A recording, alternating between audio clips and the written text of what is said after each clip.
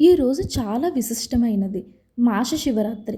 ఈ పర్వదినాన మా ఊరిలో, మా వీధిలో ఉన్నటువంటి దేవాలయాన్ని మేము సందర్శించాము. ఈ ఆలయాన్ని రంగులతో ఎంతో అందంగా అలంకరించారు. ముందుగా గణపతిని తలుచుకుని ఆలయం లోపలికి ప్రవేశించాము.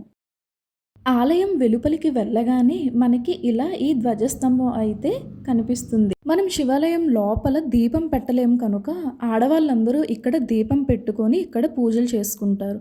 ఇలా ఈ ధ్వజస్తంభం దగ్గర. తరువాత పక్కన ఉన్నటువంటి రాహుకేతు నవగ్రహ విగ్రహాలు ఉంటాయి.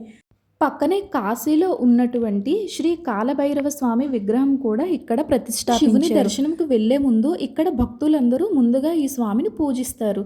తరువాత పక్కనే ఇక్కడ ఆలయ ప్రాంగణంలో ఉసిరి చెట్టు, మరిడి చెట్టు, ఇంకా రావి చెట్టు కూడా ప్రతిష్ఠాపించేశారు. భక్తులందరూ శ్రీ కాలభైరవ స్వామి దర్శనం చేసుకున్న తర్వాత గుడి చుట్టూరా ఇలా 3 సార్లు ప్రదక్షిణలు చేసి ఆలయం లోపలికి ప్రవేశిస్తారు. ఈ శివాలయంలో విశిష్ట పూజలు, అభిషేకాలు చాలా చక్కగా జరిపిస్తున్నారు.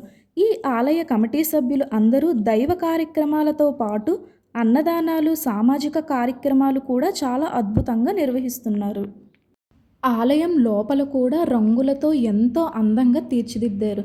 ప్రజలందరికీ సరిపోయేటట్టు స్వామివారు అందరికీ కనపడేలా భక్తులు కూడా సంయమనం పాటించి అందరూ చక్కగా స్వామివారి దర్శనం చేసుకుంటున్నారు.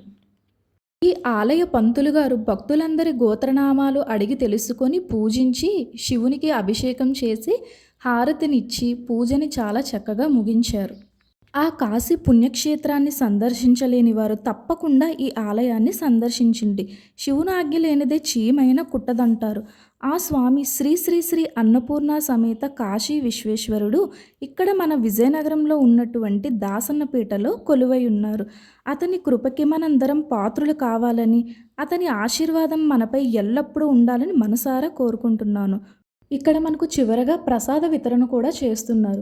మన ఊరు, మన దేవాలయాన్ని తప్పకుండా దర్శించండి.